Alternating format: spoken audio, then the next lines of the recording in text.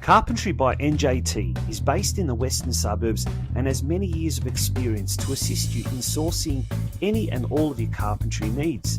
Carpentry by NJT are great supporters of local soccer clubs in Melbourne's western suburbs, including ambitious State League One outfit, Sydenham Park Soccer Club.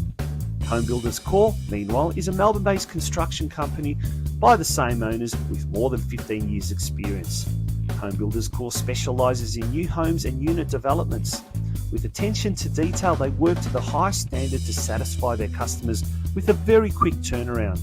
For further details about how either Carpentry by NJT or Home Builders Corp can help you, contact owner-manager Nick on 0410 576 018 or via email at nick@homebuilderscorp.com.au.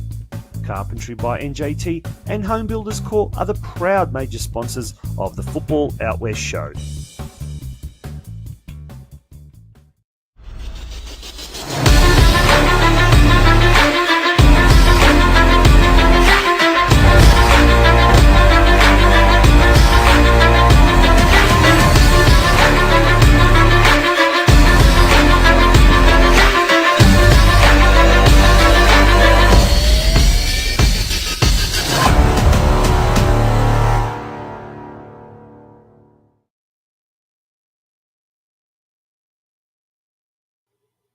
Good evening, folks, and a very warm welcome to you wherever you may be tuning into episode 106 of the Football Out West show. My name is Tonchi Prusak. It's an absolute pleasure to be here with you tonight. And have we got a show planned for you folks tonight. Strap yourselves in. It's going to be an absolute beauty. And as he does each week, coming live to you from his studio, Steve Curtin, my co-host. How are you, Steve? Great to have you on the show again. Yeah, good to be here again, Tonch. Another exciting weekend of football across Melbourne and across Victoria to dissect tonight. Can't wait to do it. But someone who's had an even bigger weekend than most of us is yourself, Tonchi. You've been to Bendigo. I talk about someone else. Mate, I have been in Bendigo. I literally just got back home from Bendigo. Boys FC, Girls FC tournament up there. I was up there involved with my team, my under-12 team that I coach, North Geelong Warriors, and I'm a proudest punch coach. I have to put it up there. Under-12 plate champions. Mate, first time up there, and it was great to run into people from, all different clubs around the western suburbs. And I've heard about it. I've heard so much about it. I didn't realise just how big it is. Two things, Steve. It is a massive tournament. If you ever do get a chance to go up there and spend the weekend up in Bendigo, your old neck of the woods, it's a fantastic tournament. But secondly, as well, it's just a lovely weekend, just an absolute delightful weekend. And, the different teams get to know each other, parents, coaches, players. It's just an amazing experience, full stop. So was absolutely privileged to be up in Bendigo. I know Craig Filer calls Wales God's country, but look, mate, for a weekend holiday, weekend getaway, Bendigo's not too far behind. But Now, speaking of Craig Filer, we haven't had him on the show for quite a couple of weeks. He's been sort of AWOL, if you like. But guess what? Folks? No one saw this coming. Hey, who is this guy? Long time no see. Hello, gentlemen. How are we both? Now, apparently even the missus doesn't know you're on tonight, so we'll try and keep it quiet. But great to have you back, mate. How are you? Yeah, she doesn't know I'm on, so please be quiet. I'm trying to keep the volume down in the office here, but now she's gone to work tonight, so it's a grand opportunity for me to jump back on with you two lovely gents and talk football as we do each week. Here, look at that. It was a long time since I come on. I've grown. God, it needs a cut, doesn't it? It does. Mate, you've had a whirlwind start to the 2023 football season. You're heavily involved in one of the NPL2 clubs. And mate, you off the air, you were just saying how time consuming and full on that is, mate.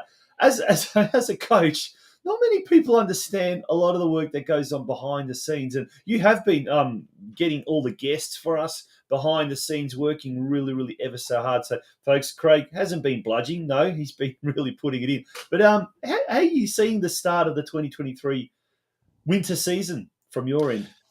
Yeah, look, I think I speak on behalf of everybody who's in a coaching role. It's not something you take lightly. It's not something that you can put a couple of hours a week into it and give your best. It really is time consuming. And if my bosses are listening, please switch off now. But I probably spend more time. I spend more time doing football stuff than I do my actual work, which, sometimes is not a good thing. But I suppose I'm lucky in the role that I have that I'm able to do that. But yeah, look, it's really challenging. NPL2, as we all know, as some people are calling it around the traps, is the Chaos League, and everybody's beating everybody, and the score lines of surprise from one week to the next. It really is. And yeah, look, it's a really challenging role, a really challenging job when you're doing the coaching, and it doesn't just stop at Saturday afternoon. It starts again Sunday morning when you start planning and thinking about the following week. So yeah, but look, I'm glad to come on tonight and have a chat with you. It's been a while. Looking forward to it. Now, Craig, as you said, you've worked very, very hard over the last few weeks behind the scenes, touching base with all your numerous football industry contacts, getting us the guests. So thanks, mate, for that. This show is no exception. We have got some beauties lined up. Tell us who's on the show tonight. Yeah, we have, and I'm stealing Steve's thunder now because Steve is normally the guy that does this, so I feel a little bit I'm putting him out of place. No, I'm just chilling out. This is nice. Chilling out, mate. Yeah. What beers you got tonight? Just before I do announce who's on, what's our can we've got in front of you tonight? Have we got one? I couldn't mention because we haven't got a sponsorship deal yet. But if you mention it, we might have in the next hour. If anyone at Moondog wants to get on board with the sponsorship for the show, they make some good products. Fizz is a handy one to have on a Sunday night. So fantastic. Watch the phone calls come in now. Look who we got on tonight. We've got. He is a friend of the show. He's been on a few times with us. The Port Melbourne head coach, Adam Piddock, is going to come on. His side have had a stumbling start to the season, but a fantastic result yesterday down at a place where magic seems to happen, Steve. Every week, chaos, some kind of chaos. Yes, that's the one. So we'll look forward to speaking to Adam. We then crossing over to State League One. I'd say they're probably the title favourites for State League One this year. The big spending, hard hitting Sydenham Park. And we've got Goran Lozanowski who's taken charge at the club this season. And can I just cut you off there, Craig? Speaking of Sydenham Park, our major sponsor for this year, Carpentry by NJT and Home Builders Corp. Big shout out to Nick. Nick's actually heavily involved with Sydenham Park. So we're looking forward to having Sydenham Park for the first time this year. And Loza, who's first time on the show, I think, Steve. Yeah. Has he been on the show before? No, I don't think we have. I think this is their first, their debut show. Sydenham Park's debut, but Goran's been on, I think, on the past as a Altona Magic coach or what you're not. So looking forward to renewing acquaintances with Goran. But State League One, something we haven't really had a chance to delve into too much. And speaking of a good start to the season and teams that are looking really, really good, and I don't know if they're title favourites, but they're certainly up there amongst them, is our third guest tonight. Yeah, our third guest is newly head coach of Geelong Soccer Club, Ted. No, I'm going to get this wrong, aren't I? Latomansky. Yeah. And he's going to come on. So it's almost like a Macedonian show tonight with Goran coming on and his good friend Ted from Geelong Soccer Club, and they've had a fantastic win today and a good start to the season, beating Ballarat City away this afternoon 2-1. So they've continued their good start to the season. Looking forward to speaking to Ted.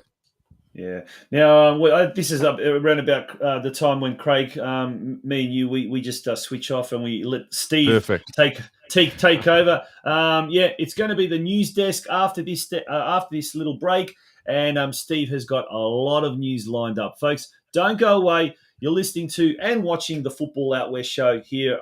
It's episode 106. At Guzman Finance, like you, we are passionate about the western suburbs and football. Our main passion, however, is helping customers succeed in their financial goals.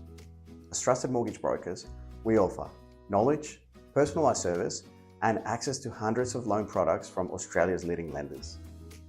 If you're in the market for buying your first home, looking for a better interest rate on your mortgage, renovating your home, or buying an investment property, my team and I will help you manage the process from start to finish.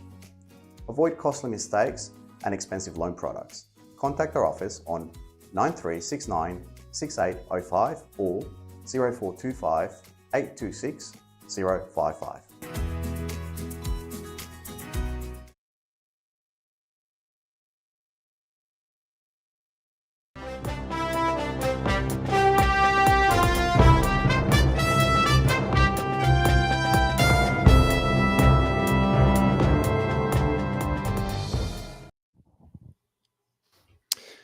All right, well, let's launch into the news for Sunday, the 26th of March, 2023, and it is the international window, so we might have to just touch on the Socceroos who beat Ecuador 3-1 on Friday night. Jackson Irvine just continuing his good form with St. Pauli, scoring on 12 minutes. Felix Torres pulling one back for Ecuador, but then goals, a thunderous goal from Awar Mabil and a first Socceroos goal for Garen Qual on 84 minutes.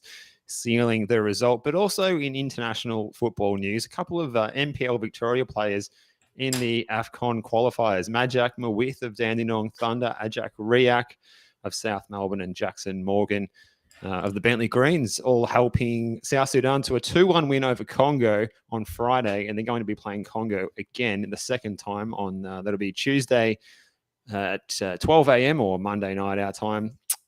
So congrats to those guys, and it's good to see players at NPL Victoria level representing national competition, and it's very exciting. But guys, your thoughts on, did anyone get to catch the Socceroos? I was over at Summers Street on Friday night and missed the whole thing. Has anyone seen any of the action? And if so, or if not, perhaps maybe we'll see you on Tuesday night at Docklands. That's for the second match. Craig?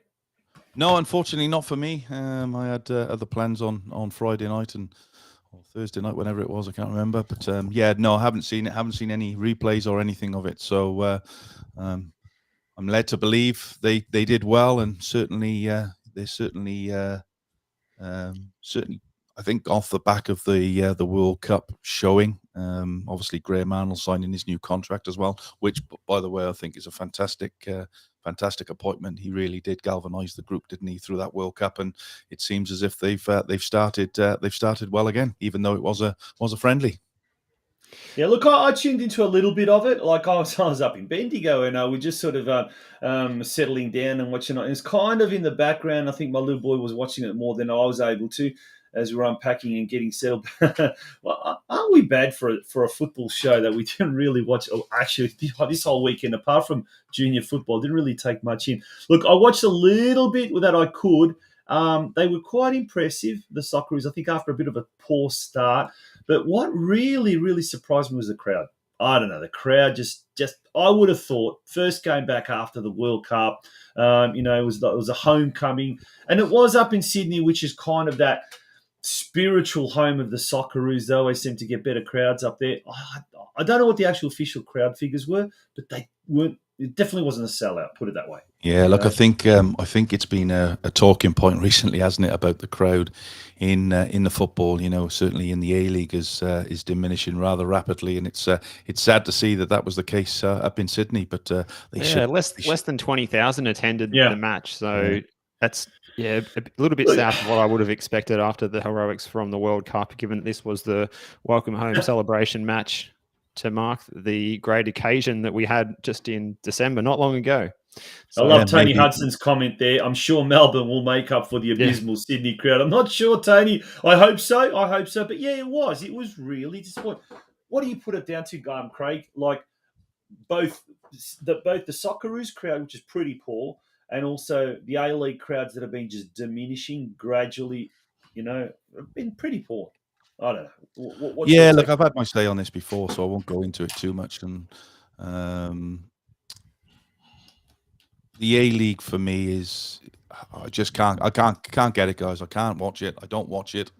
Obviously, I do a lot of the commentary and see a lot of games that Steve does for the MPL, and I just feel that the MPL is a better viewing than what we currently get in the A League. And it's sad to say that, and we shouldn't really be saying it, but there's something that needs to be done at a higher level to get bums on seats, so to speak, because we shouldn't be having these conversations that there's 20,000 and there's, what was it at the Melbourne Victory game the other week? Was it 4,000?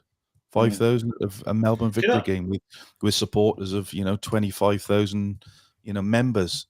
Something seriously wrong with it, and we could have I'm sure we could have a whole debate on that, but Absolutely. maybe that's not for tonight. Yeah, look, I think if we just touch on this as well, I think a lot of us almost forgot that the game was on Friday night because the publicity wasn't there for such a big occasion. And, is there going to be much hype over the next couple of days before the game in Melbourne on Tuesday night? I'm not sure. But, yeah, we need to be breaking through to the mainstream and getting a bit more coverage when, when the World Cup heroics were occurring, like that was front page news, leading news story on TV all over the place. And then as soon as the World Cup's over, it's like the media doesn't really care again. So that's what we're here for, just to provide you with a bit of Socceroos content in case you feel like you're missing. But I think it's more than that, Stephen. It's because it's almost like with me, with my work, if I don't call on my customers, they forget me very, very quickly. And that's what seems to be happening with the football. It's you can't be in faces of people for 1 minute and then totally. I looked at and I don't read the papers, guys, so you can probably tell that from how I talk. But I looked at the Herald Sun last week and there wasn't one bit of football in there on the 5 pages at the back. Now, there's something drastically wrong with it. And if we go one step ahead, guys, in just a couple of months, we've got the biggest stage of women's football right here on our doorstep. What are we hearing in the mainstream? What are we seeing in the papers? What adverts are we seeing on TV? Yeah. And it's a real shame because this really could be the turning point of football in Australia. But I just think that it'll be a damp squib. It'll come, everybody forget about it, and we move on, and nothing will change. I think what's happened, guys, if I can just butt in, I think they've disconnected from the fans. Like, this is the A-League we're talking about now. They've done everything in their power to put it off, The active, fans have been treated really poorly, throughout the league for the bunch of a small group of, let's call them victory supporters that have, hijacked the game. But now they're tarnishing everyone with the same brush. And this is what happened 20 years ago, 25, 30 years ago with the old NSL. Everyone was branded ethnic hooligans, even though it might have been 1% of people that were causing the trouble. And this is what's happening here. Now they're going as hard as they can almost to put people off. And people are saying, I don't want a bar of it. No, we've seen some great crowds in the MPL this year. All right, maybe not, thousands and thousands, but there's been a good couple of clubs that have had some really, really good clubs. It seems to me these clubs at grassroots level are connecting with their members, their fans, their supporters a lot better than and in this day and age when we have got social media, it's easier to connect with people. But having said that, it's also harder because there's so much information. But Craig, we've gone out and created, the football that is, has gone out and created its own kind of like news information service.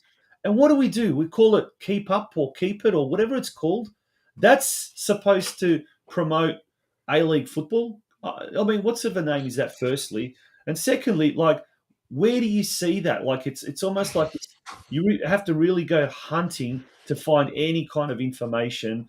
And I don't know, it just bamboozles me. And look, if the A-League is not healthy, naturally, our Socceroos, our Matildas are not going to be very healthy as far as publicity, as far as promotion, as far as crowds, etc., etc., etc. So, yeah, I share the same fear you have, Craig, about our Women's World Cup. Yeah. Steve, you were going to say something? Yeah, we'll need to move on shortly because I think we've got Adam ready to go. But Tony Hudson's comment, again, hits the nail on the head as well for me. The decision to steal the grand final for Sydney has put many off the A-League, and rightly so. I think, if you're going to upset the integrity of the competition for, you know, some sort of commercial gain, and you're going to lie about it and not explain it properly, fans are going to feel cheated and they're not going to turn up, and that's pretty straightforward, isn't it? So that's just another howler, along with the broadcast on Paramount Plus, where you still, if you get home half an hour late and you want to watch the game on delay instead of watching it live, you can't. And if you want to watch the highlights when you get home or the mini match, you've got to wait for it to be posted up. It's just like all of these dysfunctional things that just don't work, and it adds up to, you know, the sum of all of those things just adds up to disappointment for fans, and you can see people are cheesed off, and they don't want to put their money where their mouth is. Cost of living's going up. There's so much expenses these days, and there's better ways to spend your time than going along somewhere where you don't feel appreciated. And I think just touching off, you spoke about it last week, and you did have Mark Sultana on talking about the B League or second division or whatever it's going to call. There's some fears for me, and as much as I'd like to see it, there's some fears of me for that as well, because as you just said there, Steve, you know, everything's going up, mate. You know, nothing's cheap anymore. And you know, there's people that are struggling and are not being able to go to games. And I think see a couple of comments there in the, you know, make it easy for families to go and watch football. And I have my fears, but hey, look, it's well above our pay grade, guys. So but something certainly needs to be done. Geez, we've got some really good comments, and keep them coming. Some really good comments in the feed. Alex Sivkorowski, I'm going to go back to that. This is a really good comment, I think. The overzealous policing doesn't help either. Went to the Western United victory game. One person was escorted out with 7 police officers and 5 security guards. The man was not being a hooligan either. Yeah, over the weekend, I think we had an AFL punch-up or something like that. And the police come out and say the crowd was well behaved. The big brawl, I think there was 1 arrest or something like that, and the crowd was well behaved. But that exact same scenario in the A League, my God, it's the end of the world. Front page of the Herald Sun, isn't it? You know, front page news on the Herald Sun and lead story on Channel 9 that night. It's just the double standards. Just we shouldn't get wound up by it, but I constantly do. Yeah, absolutely. Steve, let's keep moving because we have got our we'll just touch on one more thing quickly, and something that came out today. The news is from the 1st of July, the new IFAB ruling on goalkeepers facing a penalty kick. Goalkeepers can no longer touch the goalpost or nets while they're waiting for the kick to be taken. They can't delay the execution of the penalty. They can't unfairly distract the taker. I'm not sure what that is deemed as what is unfair and not. What can they do? Honestly, and they can't show behaviours that fail to show respect. But there still seems to be a double standard where the taker can stutter and stop and start and tie his shoelaces mid run up, but the keepers just don't seem to have any kind of liberties anymore. When this has come off the back. We talk about the World Cup. This has come off the back of Emiliano Martinez theatrics at the World Cup. Which, look, do I think there's anything wrong with it? Absolutely not. It's gamesmanship, and you know you do everything you can to try and put your opponents off, your teammates off, whatever that might look like. But this is just a hideous decision from bunch of bureaucrats who sit in an office in Zurich and think there's nothing better there's more. Let's worry about getting VAR right. No, let's not. Let's worry about whether a goalkeeper can touch the goalpost and nets during a penalty or not. But I like the idea it sounds so vague as well. It's not not clear cut what they're saying. Like, I think if they want to implement these rules, like maybe, you know, the keeper can't be touching the post and the nets maybe to put them off. Maybe that's fair enough. But some of the other things, unfairly distract the taker. That is, how can you officiate that? What does that mean? How's that? Well, how are you going to get how are you going to get, you know, discipline for that? What does it mean? You can't do a Bruce Grobbelaar and shake your knees anymore, or you can't jump up and down and it's bonkers. The world's gone mad. I might just tune out myself now and go and watch something else. I'm getting irate just listening to the news. We got any good stuff on? Well, we need some good news to come for the rest of the show, I think, guys. Just to put a smile back on our face, perhaps. Well, hang on. Dale Harris comes to the rescue. Dale Harris is the coach of Bowen Soccer Club in State League 4. He's got a positive comment.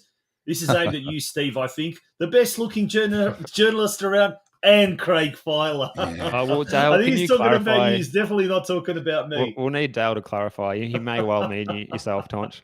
Yeah. On that note, gents, I think we're going to sort of finish it up very, very quickly. We're going to take a short break. When we return, it's time to talk serious business, and we're going to turn our attention to the NPL First Division, the NPL football, and we'll be talking to Adam Pittick, the coach of the Port Melbourne Sharks. Should be a great interview coming up. Don't go away, folks. It's the Football Out West Show, and it's episode 106. Carpentry by NJT is based in the western suburbs and has many years of experience to assist you in sourcing any and all of your carpentry needs. Carpentry by NJT are great supporters of local soccer clubs in Melbourne's western suburbs, including ambitious State League One outfit, Sydenham Park Soccer Club. Home Builders Corp, meanwhile, is a Melbourne-based construction company by the same owners with more than 15 years' experience. Home Builders Corp specialises in new homes and unit developments. With attention to detail, they work to the highest standard to satisfy their customers with a very quick turnaround. For further details about how either Carpentry by NJT or Home Builders Corp can help you, contact owner-manager Nick on 0410 576 018 or via email at nick@homebuilderscorp.com.au. Carpentry by NJT and Home Builders Corp are the proud major sponsors of the Football Out West Show.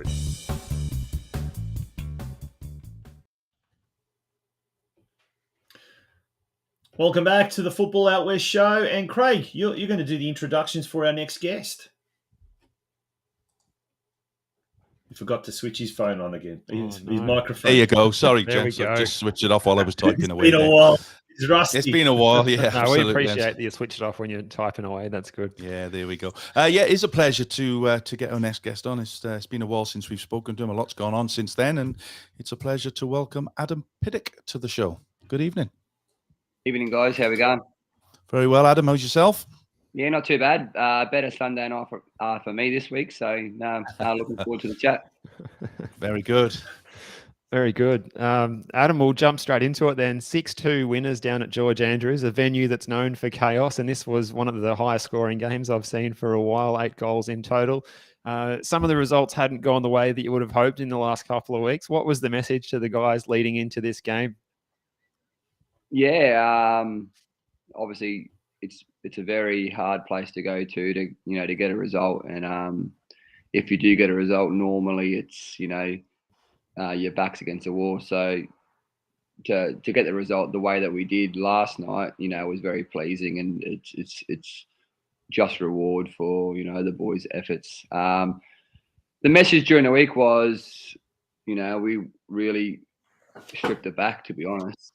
And we went, what are our defining principles, and what does that look like, and and getting back to the nitty gritty and the basics, to be honest, and doing what we do well. And it's probably cliche, but to be honest, that's what it was.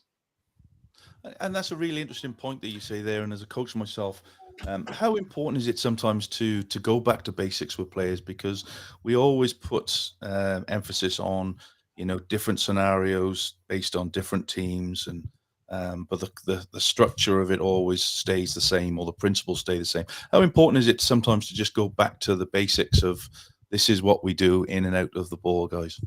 Yeah, well, that's what it was. It was, what are our principles?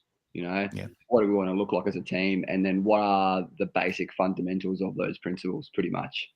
And it's just to get those right individually. And if you get those right individually, as a team, it all works out. So, it's so important. Sometimes, you try to think too much as a coach, or as footballers, or as a coaching group, and you just go, well, strip it all the way back.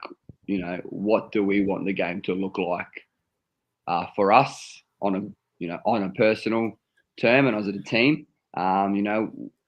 If we would go individually, what does that look like? And yeah, Saturday night is what it looks like. Now, Saturday night, as Steve constantly says, George Andrews Reserve is a place where magic happens down at Dandenong Thunder. Last night, it truly happened. 6-2 scoreline. Cessnick getting 4 goals and Courtney Perkins 2. Now, 2 of the goals came in the first half and then conceded a goal right on stoppage time. So it's 2-1. You know, obviously that's a delicate time to score a goal or concede a goal, I should say. At halftime, what was your message out to the boys? Because they came out firing in the second half and 4 second half goals to cause it. Well, what a goal bonanza that was. But at halftime, what did you was it get back to basics again, or was it something else that you kind of said to get them motivated? No, it wasn't anything special. It was just about giving them the confidence, of the first half. And we were up 2-0, but we weren't tremendous, if you know what I mean. We played well in some good areas, and then we let them back in the game in how we defended it. And to be honest, the last 3 or 4 weeks we've defended quite poorly, in terms of individual errors and team defending. So we went back and fixed a little bit of them. We went into how they trying to score goals and how we have to stop that. But in saying that, everything that we need to do is we know if we play at our best, we're hard to stop. So the majority of the messages was about us and just trying to, get to the finer detail of how we want to play and what does that look like again. So, the message at half time were, the same as at the start. I was just trying to get the boys confident. And it's always hard conceding a goal just before half time because it's a shift of momentum. Yeah, especially at Dandenong where you think, okay, when I come out of that halftime break and it's just going to be on from the get-go and we're going to have to, stick in there. And we had to stick in there for the first 5 minutes and then for 8 minutes, I think it was the Valley Cessnick show. So, it's always good, when individual players stand up and make it easy for you. Yeah, pretty incredible. Valley hadn't scored this season. He'd been instrumental in your team, though, in that sort of front three. And then he comes out and scores 4 in one match, including, I think he scored 3 goals between the 54th and 59th minute there, just in the second half, just after the halftime break. What sort of mood was he in after the game? He must have been smiling ear to ear. Yeah, he was flying. I'm pleased for him because, that was like the same thing that we said, he hasn't scored a goal, hadn't had an assist all year. And as an attacking player, when you're 5 games in and you're not doing so well, that, that plays on your mind again. But again, the message to him was, keep doing the right things. If you do the right things consistently, whether it's this game, round 7, round 11, it's going to change for you. And hopefully now that's given him, or should give him, an abundance of confidence now, not just him, but the team to really step on from this. Yeah, and I think what you said just now about coaches and team managers, overthink things, and players are very much in that mindset as well. They overthink things when things are not going quite their way. But when you strip it back to, this is what we want you to do, keep doing what you do, the results come for you. Now, one of the players who doesn't have that effect is a player that we've spoken about previously, and I've got a lot of respect for this lad because he is a fantastic player in Luca Tavia, who's really doing well for you again this year. I think he scored 3 goals. He certainly got 2 assists last night, one of them early on in the game. But how's his form for you over and above, obviously, the stats that I've just given you? Yeah, well, Luca had a very tough start to the year because he broke his collarbone. Yep. So he really didn't have a preseason. So he's come back in and he hasn't probably been as sharp as he would have liked in the first 4 games. But in terms of stat output, in terms of goal involvements and goal involvements, which includes assists and scoring goals. He's at been at a decent level. But a big part of Luca's game is his capacity to press and continue to press and repeat that action, and that's a big part of our game. If our pressing is on, we're on, because that stems a lot from what we do. But yeah, mate, Luca is, he's a high quality player at this level, and in my opinion, should be playing at a high level, or at least given the opportunity to. But that football's about opinions, and but yeah, no. I'm happy for us, and and for me and Port Melbourne as a club that we've got a player of his capability. Just one more from me, if you don't mind, gents. George Andrews last night. The crowd is normally very vocal down there. How many people did you have start your cars after the game so you could get away? Because it's a tough place to play against. It's a tough place. They're very vocal. They're very in your face. And how was it last night? How were the locals? Yeah, well, that's always a key message that we say to the boys. We want to try to get the crowd out of it because they are vocal. And last night it wasn't as big as what it normally was, or is, but they were still quite vocal. So it's about changing that, and we know that if we because we know that they're going to give us stick, and if you play back to it, that gets the crowd going again, and that that motivates the team a bit more. So it's about trying to make them quiet, to be honest, and that's get an early goal and just play. Don't worry about it. Don't whinge at the referee. Just keep playing. Get them on their backs. So mate, I love playing down there because they always hang on that side next to the dugout, and they always give you a bit of stick, and but they're all at the back of their utes, aren't they? Play. Yeah. No, but it's all it's all fun and games because I think we've got a little bit of a mutual respect as well, because you got to be able to cop a little bit of that. That's part of the fun, isn't it? It's part of the game. And Absolutely. if you can't handle that, well, you're playing the wrong game. It's good to get that authentic football experience. Adam, I wanted to ask about the squad this year. You've retained a lot of players, but you've added some really good depth to the squad with the likes of Dorjock coming in, Mo Adam, Coyote Godoy, and Jalil Regaig as well. Was that one of the focuses this season, that perhaps last year the squad maybe didn't run deep enough when it come to the packed schedule of cup games and then the final series? Was that an idea? And out of those new signings as well, some of them really impressive. Jalil Regaig's been excellent from what I've seen so far as well. Yeah, well, when we had a meeting at the end of last year, we wanted to really make our attacking depth a bit more deeper because, at the end of the day, you can probably say that last year, because of the intense style of play that we play, it's always hard for those front three to keep pressing and keep going to 90 minutes. And that's probably one of our things that probably, didn't make us go through to the grand finals. We didn't have, enough quality coming off the bench, when we needed it. So we decided to do that. And to be honest, we wanted to look for that all the time. But, Mo Adams and Dor, they come in really late.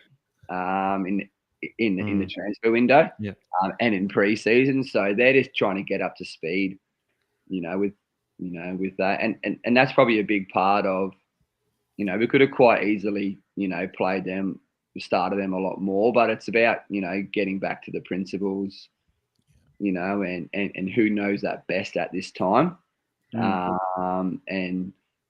and that was about, the assistant coaches, Andy and Bebs and Piot saying, well, we could have changed a lot this week. We had it, should we do this? Should we do that? But, those boys behind me gave me the confidence, just go with your gut.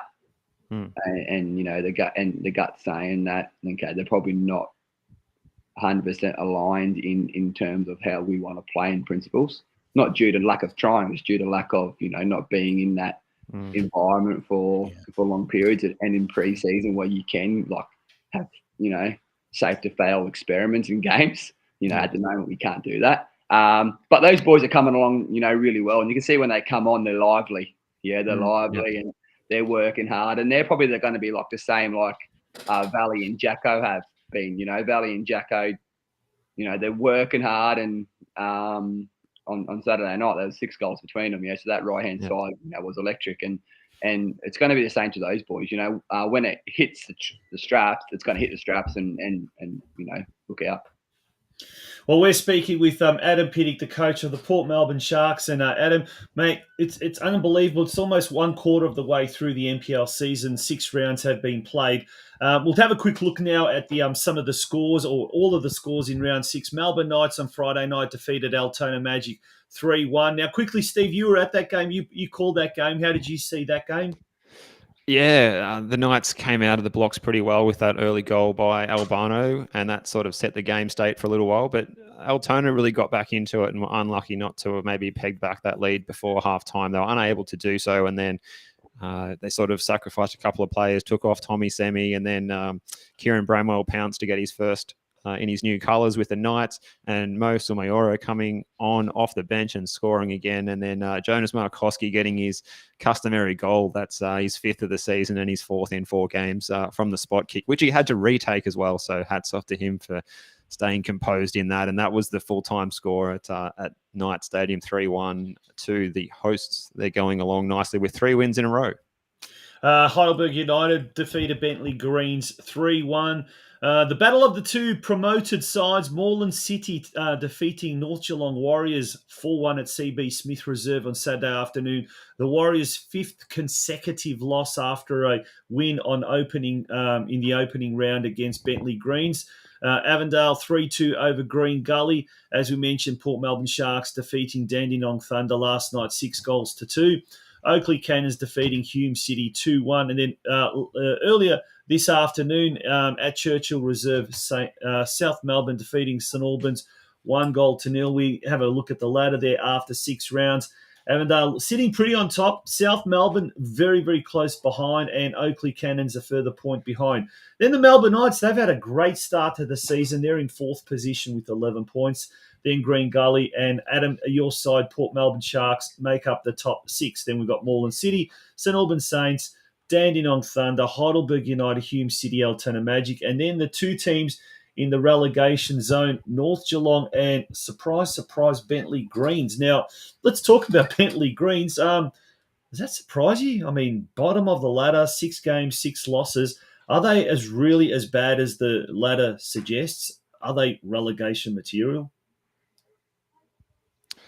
Oh, who wants to take that There's a question. No one wants to jump on that. Look, there's been a lot of upheaval at Kingston Heath over the off-season time. Yeah, so they've had some changes, haven't they, over the last 18 months or so? I think it's been unsettling, and that's by virtue the results have not gone their way at all this season.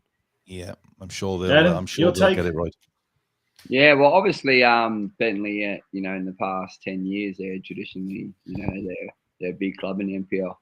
I think it just goes to show that you can never take things lightly. Yeah, so each year's a new year, and even though it's only early, if you get things wrong early on in terms of recruitment or in terms of your structure at your club, it can affect you, and it can affect you, long term. So. They're in a bit of a hard place at the minute, but the good thing about football, there's always next week and there's always another game, and you're one game away to getting confidence. And one thing's for sure, I know Bentley, will keep working and keep trying to, to bridge that gap. And to be honest, and like they've had some dreadful injuries as well, which hasn't helped. And they're probably a little bit like us, where if you keep playing with 10 men, you're not going to get results. You know what I mean? So it's about that little bit of discipline as well. And, going back to, what they're, I suppose, what we did. If they go back to their principles, go back and, strip it all back and what makes them Bentley, and, how do they want to play this season and moving forward. And if they can identify that, they're going to have that step forward. Now, before you go, because we're going to have to move on very shortly, Steve read out in the news earlier on the new goalkeeping rules that have come into play today. I can see there from your faces. Have you any thoughts on the new rules? No, it's ridiculous, isn't it? Making it harder all the time. Where are we going with it? Where are we going with football, Adam? It's I'm looking at it now, and it just amazes me that it's even up. Yeah. Well, I was listening to you before, and you're saying, it's hard to watch the A-League at times because it's so negative, and it's so everyone just doesn't want to lose games instead of teams want to go out and win games. You know what I mean? So I think it's about the product, and again, watching an NPL game, it's even though the quality is in terms of individuals not there, but the excitement and the products, in my opinion anyway, it's much more enjoyable to watch, even though there's more mistakes and that, but it's because teams want to go at each other and, that's what football is, isn't it? That's what win. football is, making mistakes, enjoying it, having an atmosphere. You get 8 goals at George Andrews Reserve. That's what football should be, not a 0-0 draw with both teams playing in exactly the same way. It's football, so... We're gonna... another rant. I'm not going to be back. I'm having another week off. You're going to go home depressed tonight, Craig. As long as the Arsenal keep winning, that's the main thing. So, here we go. It's the last time you're getting on as well. On that note, Adam, thank you so much for joining us. We're going to have to move along, but it is always a pleasure having you on the show. A friend of the show who's been on several episodes in the past. So we thank you once again for your accessibility on a Sunday night. And as you said, it's a pleasant one for you. And let's hope it continues. But just quickly, you guys are involved in the big Greek derby, Heidelberg United hosting Port Melbourne Sharks this Friday night, 8:30 p.m. at Olympic Village. Should be an absolute beauty. Heidelberg are on the way back. They've scored a couple of wins in the last few games, so they're not going to be easy beats, that's for sure. But you guys also have done quite well, obviously, with the score on the weekend. So all the best, mate, and good luck for the rest of the season. Appreciate it. Thanks, guys. Good luck, Adam. Thanks Adam. All the best. All right, well, guys, we're going to take a very, very quick break. Great always having Adam on the show. When we return, another friend of the show, Goran Lozanovski, who this time is the coach of Sydenham Park in State League 1. We will have the pleasure of his company. He'll be back shortly after this break, guys. It's episode 106 of the Football Out West Show.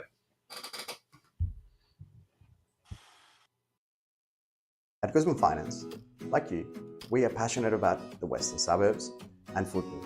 Our main passion, however, is helping customers succeed in their financial goals. As trusted mortgage brokers, we offer knowledge, personalised service, and access to hundreds of loan products from Australia's leading lenders. If you're in the market for buying your first home, looking for a better interest rate on your mortgage, renovating your home, or buying an investment property, my team and I will help you manage the process from start to finish. Avoid costly mistakes and expensive loan products. Contact our office on 9369 6805 or 0425 826 055.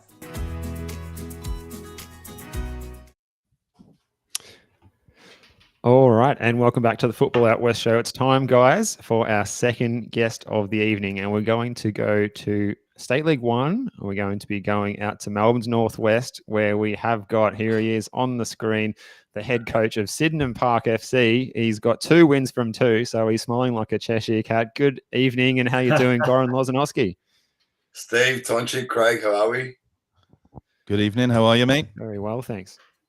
Well. Great to have you on board, Goran. You've been a friend of the show in the past, and in your capacity now, Sydenham Park coach. As Steve said, 2 wins from 2 games. Let's talk about the weekend. 4-2 win over Altona City. They're at Keilor Lodge Reserve. Take us through the first 2 games of the season in State League 1 and how the boys are shaping up for the rest of the campaign. Yeah, look, it's been an interesting start to our season. Pre-season's been quite poor in the fact of results and scoring goals, I suppose, if you're a Sydenham fan. And so last week was a good start to the season. Scoring 4 goals in the first half was very exciting for us, and obviously finished 4-1 and scoring another 4 goals in the weekend, which made it even more dramatic for us. So sitting at scoring 8 goals and conceding 3 is a very good start for us as a football club, and looking forward to the next game, that's for sure. Absolutely. And the squad is looking really strong. I think, in my opinion, Goran, this season, some good recruits have come in. You've picked up Jay Hart from George Cross. You've got Dan Swenny from Brimbank, just to name a couple. How was the recruitment process in the off-season? Yeah, it was good. Busy. It was the answer you want.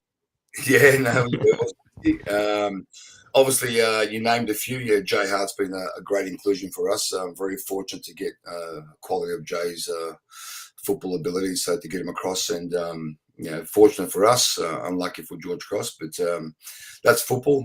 People move on.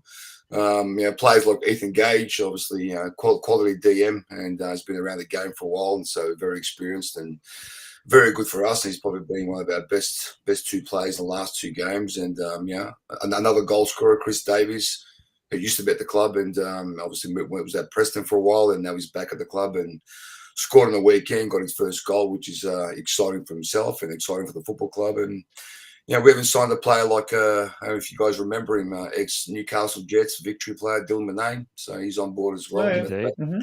Good pickup. We're quite fortunate to have some good quality footballers at our football club. Yeah, and you've also, just looking at the team sheet for yesterday, George Sakalakis has joined you as well from, club captain at George Cross for many, many years. And I'm sure the boys at George, I'm sure Mark will put up a comment shortly, but that's another big coup for you getting him over. So the squad looks, fantastically good in depth now as you're planning for, obviously, MPL, which is obviously the club's goal. Obviously, there's a lot of work. Tell us a little bit about the work that's going on at the club behind the scenes as well.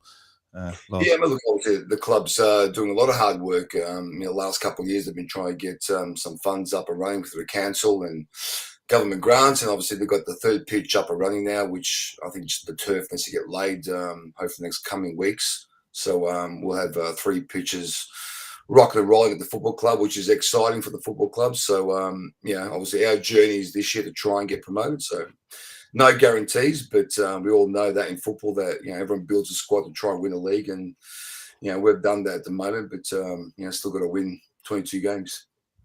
Yeah, let's have a look at the after two rounds of the State League 1 season. Sydenham Park, the only team at the moment that has a 100% record with 6 points at the top. Brimbank Stallions, Westgate, Whittlesea Rangers all on 4 points. And then we've got Altona City and FC Strathmore on 3 points. Football Victoria haven't updated the ladder as far as the Upfield and Yarraville game I played on the weekend. Nil-nil Do you know that one. That was nil-nil. Okay. So there you go. So Upfield have got 2 points. So already after two rounds, Sydenham Park have managed to get away from the rest of the pack. But Goran, who do you think, in your opinion, is probably the team or teams that you need to look out for, the ones that are going to most give you grief this year? Tell you what, there's one game I'm definitely going to go and watch, and that's the Westgate game. The Westgate game, yeah. Look, I think every club's going to be difficult, no matter what their squads look like. I mean, Altona City game on the weekend wasn't as easy, probably what the scoreline showed. They're still a quite well organised team, and they were quite difficult. And obviously we're quite ruthless in good scenarios. So you still got teams like Altona City, which I still think will push. You got Brimbank as well.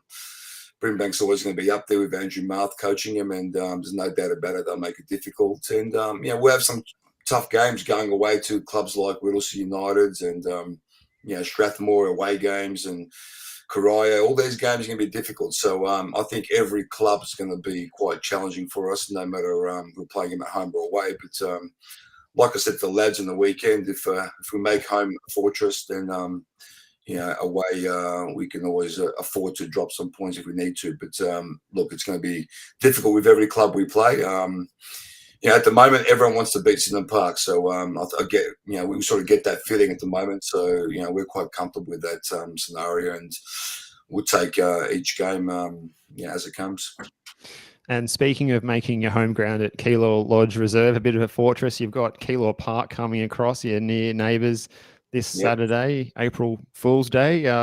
No banana skids there. I'm hoping the boys will be thinking another 3 points, but Keilor, I'm sure, will bring out a bit of intensity. Do you know much about what to expect from them?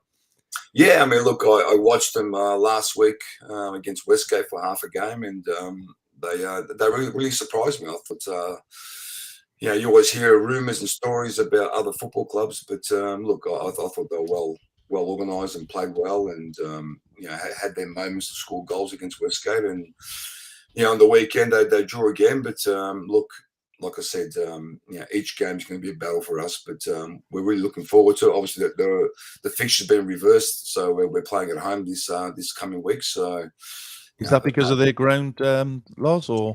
Yeah. So as far as we know, I think their ground's not ready at the moment. So we've actually reversed that fixture, which we're looking forward to it. So, and another home game for us, which is crucial for us to get ourselves put ourselves in a good position. So, we've got I think a bye after that, and then another home game as well. So, we're actually in a good position to put ourselves in a better position in the coming weeks.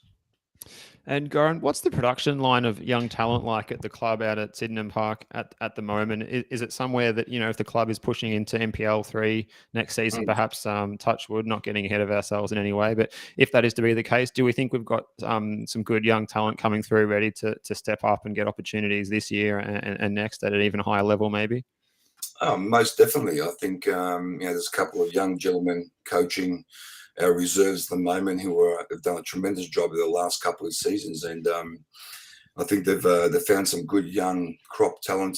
Some of them are ex-NPL players, and some are local boys, and they've all got potential. But what I like at the moment, what I'm seeing is some good characters in there and some good footballers in that under 20 reserve side. So, look, I think as a team or the club evolves, and if they go up the channels and move into NPL system, I suppose your crop improves in the following years. But look, there's no doubt about it. Currently, the club's got a good base to start from. So I'm pretty sure our reserve side's going to be quite successful this year as well. So, which is a good thing, and we obviously look forward to what happens in the coming years. Okay, looking ahead to this weekend's round 3 of the State League 1 competition, there are 3 Friday night games, and it kicks off at Epping Stadium with Whittlesea Rangers hosting Yarraville, Upfield taking on Altona City, and then FC Strathmore hosting the high-flying Brimbank Stallions. And as the big Keilor derby, you guys are at home to Keilor Park at Keilor Lodge Reserve, 3 p.m. this Saturday. Banyule City taking on Whittlesea United, and then it all concludes down the Princess Freeway at Hume Reserve in Corio when Corio hosts Westgate at home, their first home game of the season. That kickoff is at 5 p.m. Goran, we wish you all the best for the rest of the season. It's great having you on board, and I'm sure we will have Sydenham Park featured quite regularly on the show this year, courtesy of Nick, who's one of our major sponsors and the president there at the club. So we really thank him and thank everyone at Sydenham Park for supporting this show. And as I said, all the very best for the year ahead, mate. Thank you very much, mate. Really appreciate it, and keep doing the good job you guys are doing. Fantastic. Good lad. Thanks, guys. Thanks, Goran. Have a great season. Goran Lozanovsky. Well, from one Macedonian club, Sydenham Park in State League 1, we're going to go back to the NPL 3 competition after this break, and we'll be talking to Ted Latomansky, who's the head coach of the Geelong Soccer Club. They've started really, really well in Division 2, and the way North Geelong are going at the moment in NPL, and Geelong are going, could have that return of the Geelong derby next year in NPL 2. But we'll talk all things NPL 3, gents, after this break, when we are joined by Ted Latomansky from the Geelong Soccer Club. Folks, don't go away. Carpentry by NJT is based in the western suburbs and has many years of experience to assist you in sourcing any and all of your carpentry needs. Carpentry by NJT are great supporters of local soccer clubs in Melbourne's western suburbs, including ambitious State League 1 outfit Sydenham Park Soccer Club. Home Builders Corp, meanwhile, is a Melbourne-based construction company by the same owners with more than 15 years' experience. Home Builders Corp specialises in new homes and unit developments. With attention to detail, they work to the highest standard to satisfy their customers with a very quick turnaround. For further details about how either Carpentry by NJT or Home Builders Corp can help you, contact owner-manager Nick on 0410 576 018 or via email at nick@homebuilderscorp.com.au. Carpentry by NJT and Home Builders Corp are the proud major sponsors of the Football Out West show.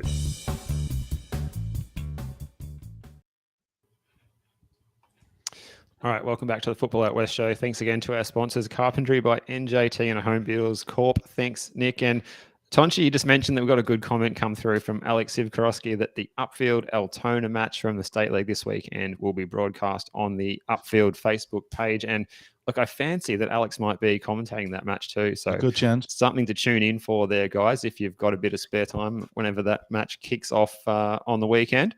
Now we'll get to our next Friday guest night though at now, 8:30. which there you go. Thank you. As mentioned, sorry, thank you.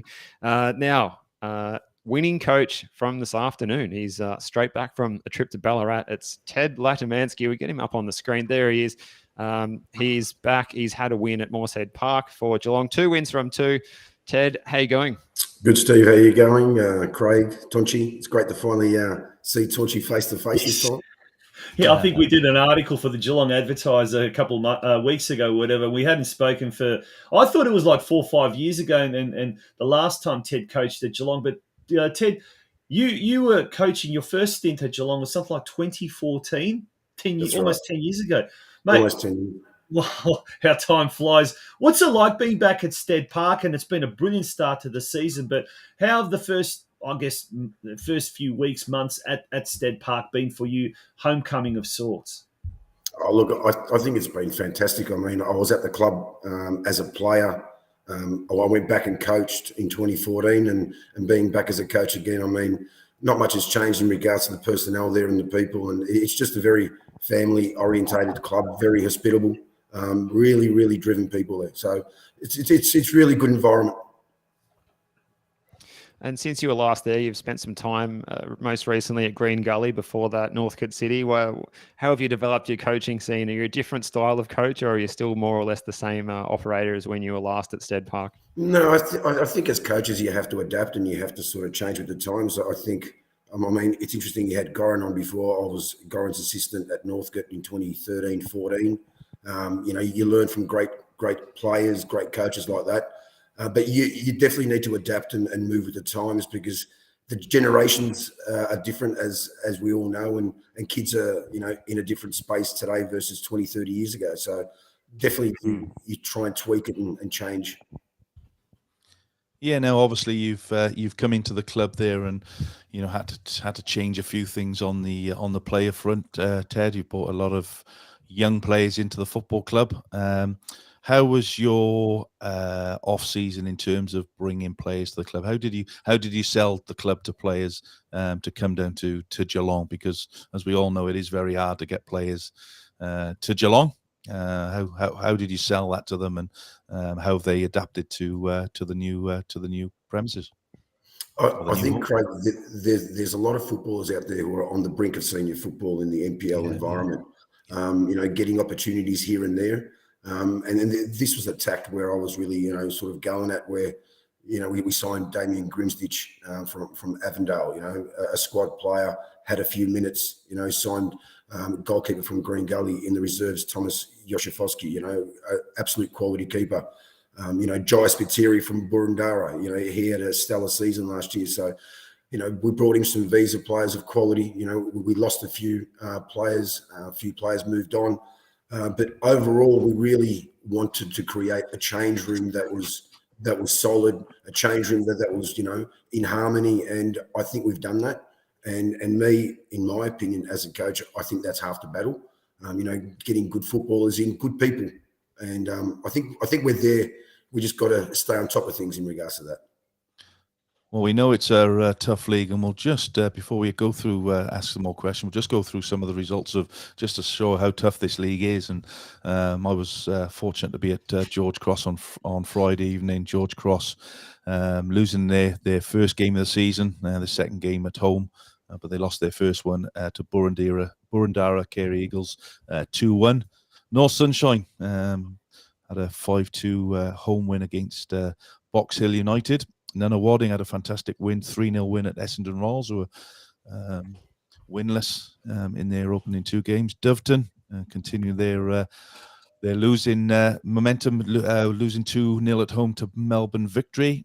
Golden Valley suffered a home loss to that's some trip, isn't it? Beau Maris to Shepparton on a Saturday afternoon. You wouldn't want that one, would you? And then, of course, today your big result up at Ballarat Regional Soccer Facility, where you came away with a fantastic 2-1 win. Talk to us about that result in the game. I think the last 2 weeks. Excuse my voice, Craig, because this is what I was He saying did say to me on the phone this afternoon that and can I tell did it's been a promise him match we'd day only be on today. for 10 A minutes. lot of so- screaming, a lot of yelling. No, Tunch, it's not that. But yeah, it is that, Tunch. I think that the last 2 weeks has really set a standard in regards to the character of the team. I mean, we scored late against Doveton. We scored in the 93rd minute, and the boys did not give up. Today we were down 1-0 at half time. I feel we dominated the game, and second half we went out, we scored 2 goals. So it shows that the boys have got some character. They dig in when it's backs to the wall. So it's been repeat performances of getting stuck in. So as a coach and you guys pretty much are on the same page there, where if you've got a team that's willing to fight to the end, I mean anything's possible. Being a younger team, I think it gives them a bit more of that enthusiasm, a bit more spite to go out there and prove and showcase themselves.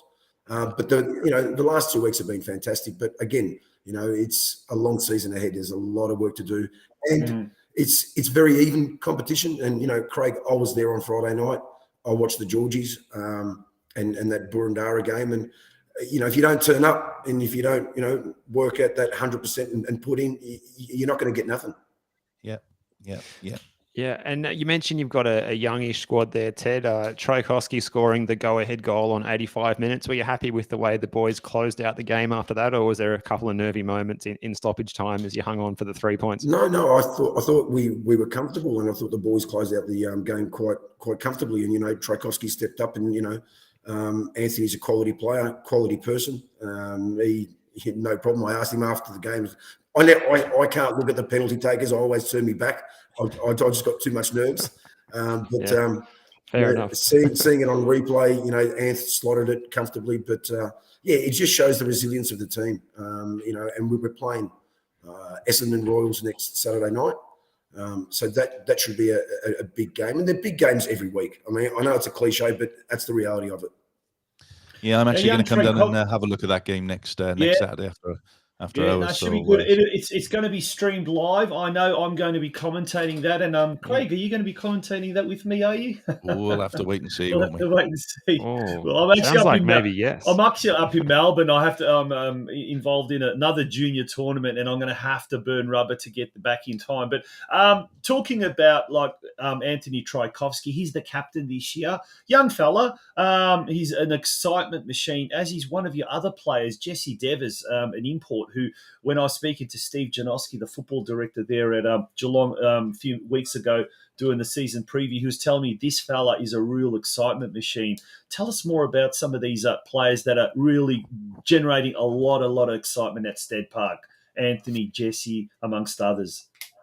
Jesse Devers, he came in from Ireland unfit, injured, which we didn't know about, to be honest. So it's taken him some time to really get on the park and get running. So he's nowhere near his full capacity. He's not fit. So there's a lot more to come out of Jesse Devers. He's a number 9, exciting player, sharp, jack in the box. So there's a lot of expectations on just like all the boys. We touched on Anthony.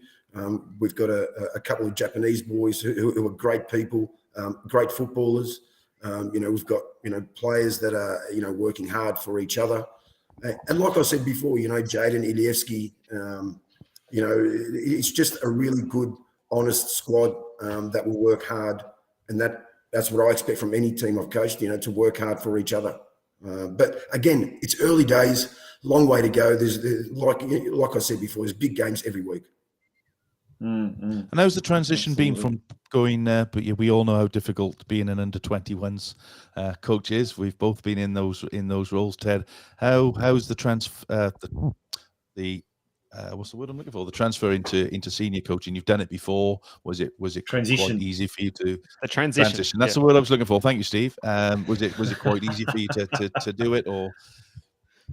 Yeah, no, it's been fine, Craig. I mean, that under 21s is the senior banner, supposedly, but no, it's been fine. And you know what? If you treat people fairly, respectfully, you should get that back. But I've had no issues with it, and working with committees, I've done that in the past.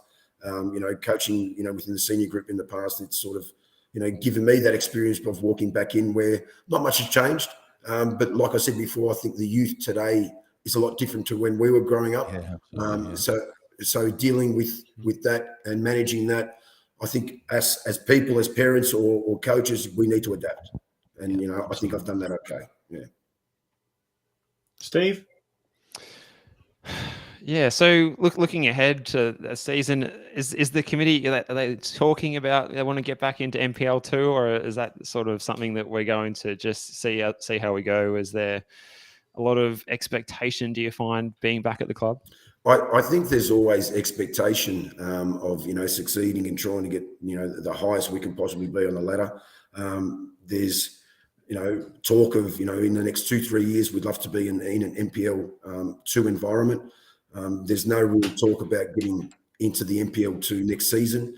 And if there was, then we wouldn't be realistic. I think it's a project.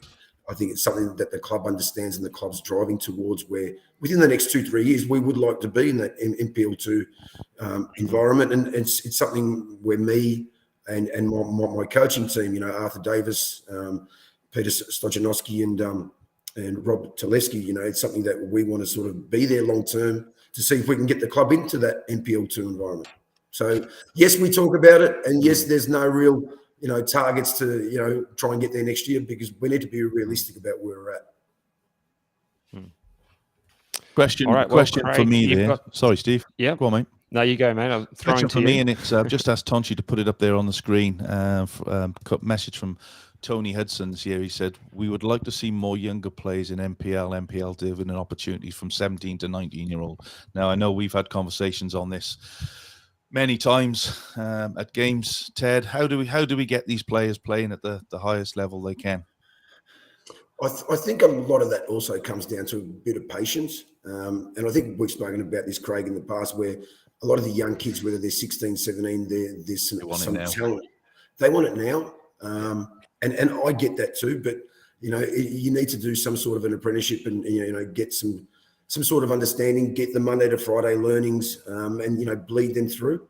And that's, we've got a couple of good kids there at Geelong that we're really looking at and giving, that opportunity to, and that's our aim as the coaching team. But I think patience is key. I think a lot of players move from club to club at a young age, seeking for that, first team environment, and they don't get it, and then they move on to the next club and the next club, and it's just not good for them.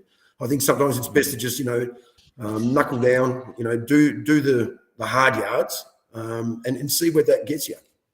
Ted, let's talk about two exciting youngsters there at the club, two homegrown players or two local boys. One, Nicholas Skotnitzer, who's had a couple of stints overseas in Europe training with various clubs in various countries, and Jed Tanich as well, whose father, Steve, is an icon at the club. Two exciting youngsters. How are they looking as part of the senior setup there at Stead Park? Both are in the senior squad. Jed, young prospect, great kid, humble kid. I think he had a stint at Melbourne Victory, didn't he, in the juniors there or something like that? Yeah. Yeah, he did, and he's come back with the club. Like I said, respectful kid, humble kid, always willing to learn. I mean, he pulls me aside at training and says, can we do a one-on-one, 10 minutes after training? I don't get that often from footballers, but it just shows you where his mindset's at and how much he wants to succeed. And then you got Nicky, young Nicky, great goalkeeper.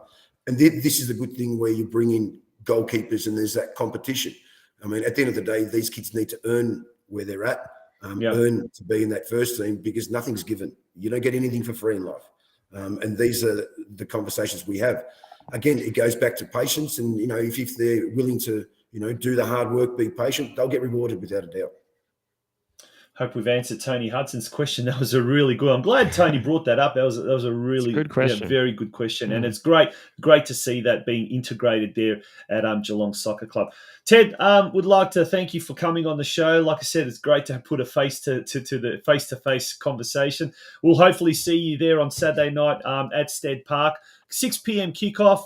Geelong versus Essendon Royals. If you can't be there at the game, do tune into the live stream as part of NPL.TV's coverage, and it's great having grassroots football so accessible. And mate, we look forward to following the fortunes of the Geelong Soccer Club this year in NPL 3. Thanks, boys. Keep up the good work. Thank you very much. Good on you. Thanks, Ted, and you too, mate. Cheers, boys. Cheers.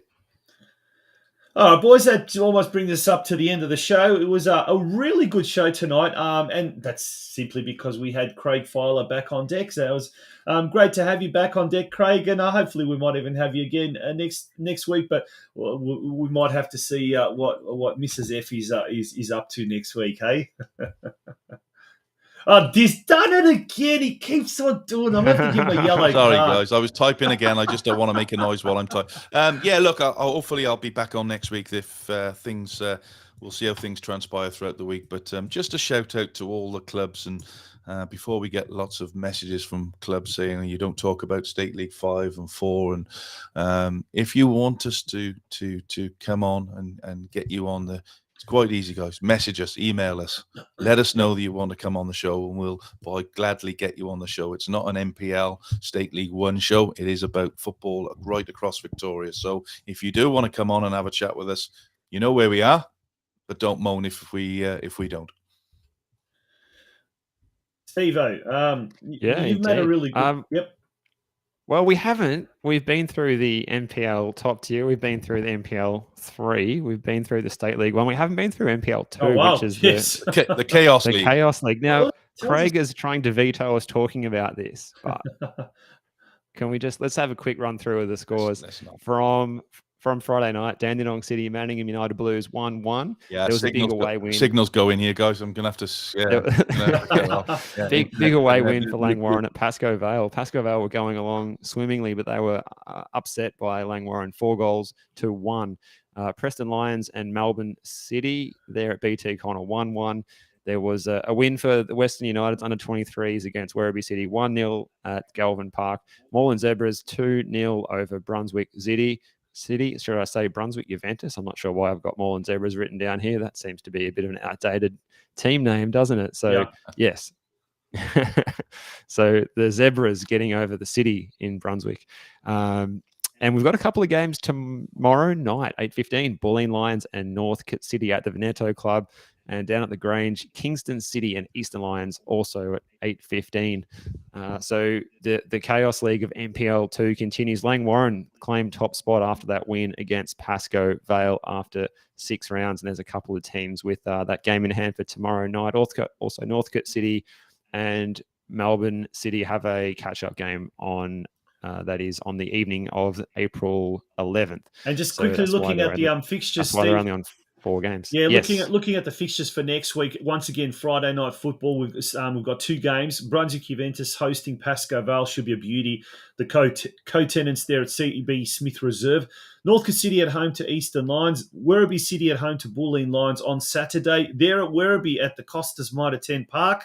Langwarrin hosting Preston Lions. That should be a good game, a really good game. That one's at Lawton Park Reserve on Saturday afternoon. Manningham United at home to Western United. Then Melbourne City taking on Dandenong City at Parade College on Sunday. And then Kingston City hosting Brunswick City on Sunday night there, 4:45 p.m, an unusual kickoff. But that's the case, and look, we just don't get a chance to cover all the leagues that we normally do. The NPLW, that's also kicked off. We're into what round 2 on the weekend. 2. What are some of the results from there, Steve? Yeah, look, interestingly, in the NPL 2, no team is actually 2 from 2. So no team has got a 100% record, which is surprising. You think someone might. The results from the weekend, Friday night's games, Box Hill United 3, Southern United 0. The senior NTC 1, South Melbourne 6, and then the matches yesterday afternoon, Calder United 2, defeated by Alamein 4, Bulleen Lions and Heidelberg United shared the points 1-1, and Burundara Eagles 2-1 over Bayside United. So South Melbourne, Box Hill, Alamein, and Burundara Carey Eagles all on 4 points, 1 win and 1 draw each. That is the top 4 after 2 games. Bear in mind that competition has a bye in it, so some teams have only played 1 match. Yeah. Now, just looking ahead to this weekend coming in the NPLW competition on Friday night at 8:15 at BT Connor Reserve. this is my tip for the biggest NPL crowd ever. Preston Lions at home to Calder United. Now, Calder United are not the Calder United that we saw of last year and the last few seasons. A lot of those players have moved on to the NPL A-League Women. What do they call it now? The A-League Women's competition. A-League Women's, yeah. And with Western United. But, yeah, Preston Lions at home to Calder United next Friday night, 8:15. It's going to be a bumper crowd there. Expect a crowd in the thousands, that's for sure. Yeah, definitely. And also, just to mention, the VPLW kicked off over the weekend, and a couple of the winners there. Ringwood City on Friday night, 3-1 over South Yarra. Essendon Royals, 3-0 over Casey Comets. A lot of the other matches played today, scores had not been submitted or posted on social media when I checked a little earlier. Guys, let's leave it at that. It's been a great show tonight. We look forward to everyone's company on next weekend, next Sunday night at 8 p.m. And a big shout out to our major sponsor this year. We could not have done it without the carpentry by NJT and Home Builders course. So to Nick from who's president of Sydenham Park and who's the owner manager of carpentry by NJT and Home Builders Corps, a big thank you and a big shout out. Gents, until next Sunday night, good night to you and good night to everyone. Hope you all have a great week, a great week ahead. Bye-bye. Thanks, guys. Good night. Good night.